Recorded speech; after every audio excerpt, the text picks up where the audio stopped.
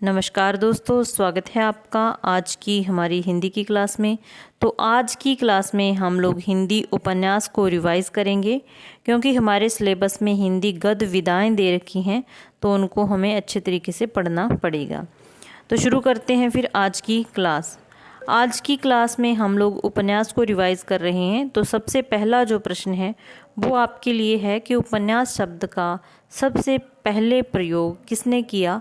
तो आपका आंसर हो जाएगा हरिश्चंद्र जी ने। भारतेंदु हरिश्चंद्र जी ने उपन्यास शब्द का सबसे पहले प्रयोग किया था। कब किया था? 1875 में किया था। और किसके लिए किया था? अपनी अपूर्ण रचना मालती के लिए किया था, जो कि हरिश्चंद्र चंद्रिका में प्रकाशित होती थी। ठीक है। इसके अलावा कहा जाता है कि भारतेंदु जी ने कुछ आप बीती कुछ जग बीती नाम से भी एक उपन्यास लिखा था। तो हमारा पहला प्रश्न है आज का, हिंदी का प्रथम उपन्यासकार कौन है इनमें से? तो लाला श्रीनिवास हमारा सही आंसर हो जाएगा, लाला श्रीनिवास दास। दूसरा प्रश्न है हमारा, हिंदी का पहला उपन्यास किसे माना जाता है? तो हिंदी का पहला उपन्यास माना जाता है परीक्षा गुरु को, जो कि लाला श्रीनिवास दास जी का है। और आचार्य रामचंद्र शुक्ल जी ने लाला श्रीनिवास दास को हिंदी का पहला उपन्यासकार माना है। ठीक है, इतनी चीज़ें इसमें याद रखनी है। तीसरा हमारा प्रश्न है, एक अजान सौ सुजान नामक उपन्यास के लेखक कौन हैं? तो यहाँ पर हमारा सही आंसर हो जाएगा बाल कृष्ण भट्ट। ठीक है। नेक्स्ट प्रश्न है, बाल कृष्ण भट्ट के उपन्यासों का मूल स्वर क्या है? तो उनके उपन्यासों का मूल स्वर है सुधारवादी एवं उपदेशात्मक। ठीक है, उपदेश मूलक भी आप कह सकते हैं। पांचवा प्रश्न कहता है कि जासूसी उपन्यासों का हिंदी में श्री गणेश करने का श्रेय किस उपन्यासकार को दिया गया है? तो यहाँ पर हमारा सही आंसर हो जाएगा गोपाल राम गहमरी। ठीक है। आगे हमारा प्रश्न है, राधा कृष्ण के प्रेम का चित्रण करने वाला उपन्यास श्यामा स्वप्न किसने लिखा? तो इसके लेखक कौन हो जाएंगे? श्यामा स्वप्न के ठाकुर जगमोहन सिंह। कब लिखा? 1888 में। ये भी ध्यान रखना है। ठीक है।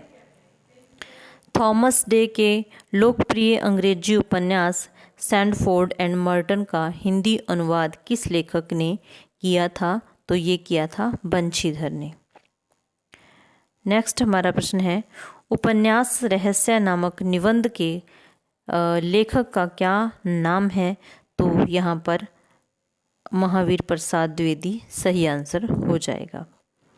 हम लोग जैसा और बातों में अंग्रेजों की नकल करते जाते हैं, उपन्यास का लिखना भी उन्हीं के दृष्टांतों पर सीख रहे हैं, यह कथन किसका है? तो यह कथन हो जाएगा बाल कृष्ण भट्ट का। ठीक है।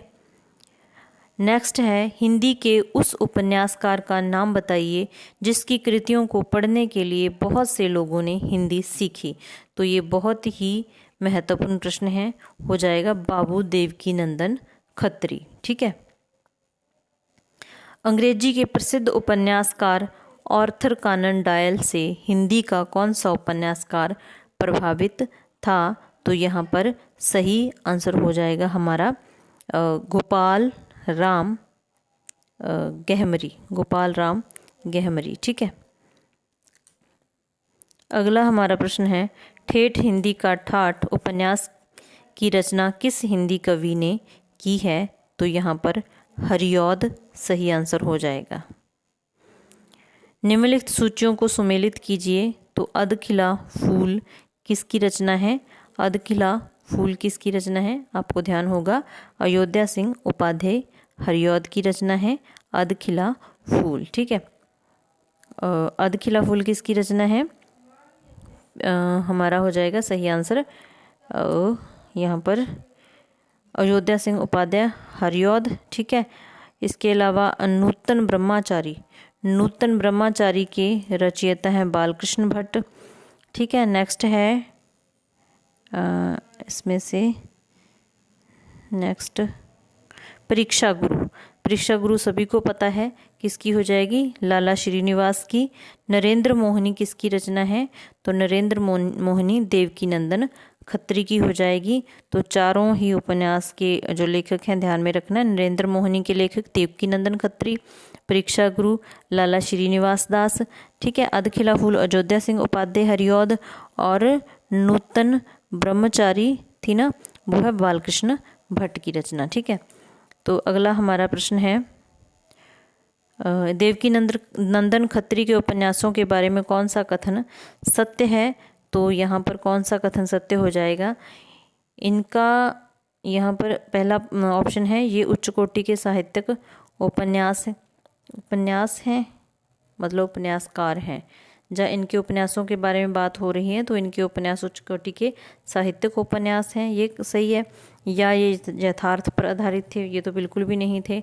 जो तीसरा ऑप्शन है इन उपन्यासों में इतनी रोचकता है कि ये पाठों को बांधने में समर्थ हैं, मतलब इनके उपन्यास पढ़ने के लिए लोगों ने हिंदी सीखी थी, तो यहाँ पर तीसरा ऑप्शन सही हो जाएगा। ठीक है, 15वां हमारा प्रश्न है प्रेमचंद के पूर्व लिखे गए हिंदी उपन्यासों का मूल उद्देश्य क्या था। तो जो प्रेमचंद जी ने शुरू में उपन्यास लिखे थे उनका जो मूल उद्देश्य था वो तो सिर्फ मनोरंजन और सुधार था। ठीक है, उसके बाद सामाजिक समस्याओं से जुड़े उपन्यास उन्होंने बहुत सारे लिखे। प्रेमचंद शताब्दियों से पद दलित, अपमानित और अपेक्षित कृषकों की आवाज़ थे। प्रेमचंद के बारे में यह कथन कहने वाले कौन हैं। तो ये हो जाएंगे हजारी प्रसाद द्विवेदी जी। ठीक है, गोदान का प्रकाशन वर्ष कौन सा है। तो ऑप्शन के मुताबिक यहाँ 1935 बनता है, लेकिन सही मायने में 1936 में इसका प्रकाशन हुआ था। ठीक है, इनमें से कौन सा उपन्यास प्रेमचंद का नहीं है। तो आप सभी को पता है कि कायाकल्प है उनका उपन्यास। ठीक है, और इसके अलावा प्रेमाश्रम है, सेवा सदन है, लेकिन आदर्श हिंदू इनका उपन्यास नहीं है। ये है लज्जा राम जी का ये उपन्यास है। ठीक है, आगे दहेज प्रथा एवं अनमेल विवाह के दुष्परिणाम को प्रेमचंद के किस उपन्यास में अभिव्यक्ति मिली है। तो ये मिली है निर्मला में। ठीक है, निर्मला में इसको मिली है अभिव्यक्ति।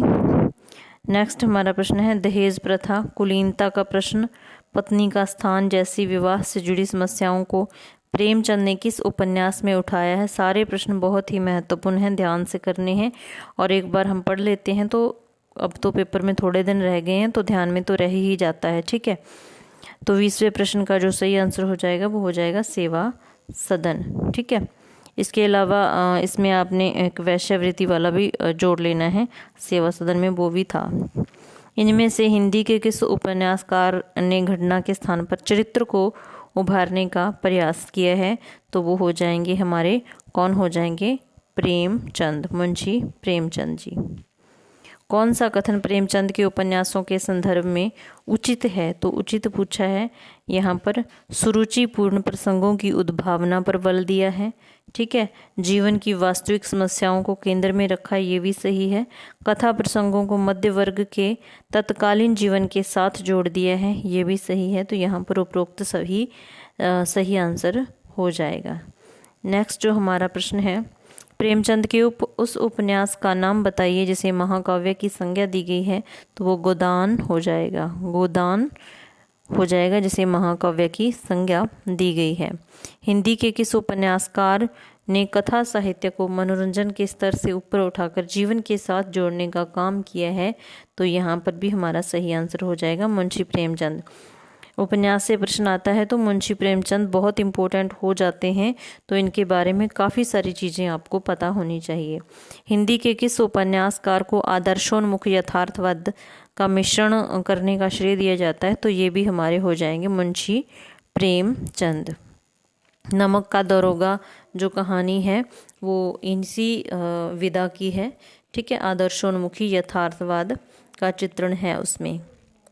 स्त्रियों के आभूषण प्रेम के दुष्परिणाम प्रेमचंद के किस उपन्यास में दिखाए गए हैं। तो ये हो जाएगा गवन। प्रसाद द्वारा रचित अधूरा उपन्यास कौन सा है। तो यह शंकर प्रसाद का इरावती उपन्यास अधूरा है। तो अगर मुंशी प्रेमचंद का पूछ लिया जाए तो मंगलसूत्र अधूरा उपन्यास है, ये भी ध्यान में रखना है। प्रेम के आदर्श स्वरूप की व्याख्या प्रसाद के किस उपन्यास में हुई है, तो ये तितली में हुई है। ठीक है, तितली का प्रकाशन वर्ष 1934 हो जाएगा। किस उपन्यास में अंतर्जातीय विवाह की समस्या को कथावस्तु का आधार बनाया गया है, तो ये हो जाएगा विखारिणी। ठीक है, वैशाली की नगरवधु उपन्यास के रचयिता का नाम बताइए, तो यहाँ पर जो सही आंसर हो जाएगा विशंबरनाथ शर्मा कौशिक हो जाएंगे। निम्नलिखित सूचियों को फिर से सुमेलित करना है, तो यहाँ पर कौन सी रचना किसकी है, वय रक्षाम किसकी रचना हो जाएगी, आचार्य चतुरसेन की। विखारिणी अभी अभी हमने पढ़ी है, विशंबरनाथ कौशिक की हो जाएगी। ठीक है, कंकाल किसकी है, जयशंकर प्रसाद की है। कायाकल्प मुंशी प्रेमचंद की हो जाएगी। ठीक है, बंद चंद हसीनों के खतूत नामक उपन्यास की रचना किसने की है, चंद हसीनों के खतूत, तो ये रचना करने वाले हैं पांडे वेचन शर्मा उग्र। वैश्य वर्ग को अपने उपन्यासों की कथावस्तु का आधार बनाने वाला हिंदी का उपन्यासकार कौन हो जाएगा, तो यहाँ पर भी पांडे वेचन शर्मा उग्र सही आंसर हो जाएगा।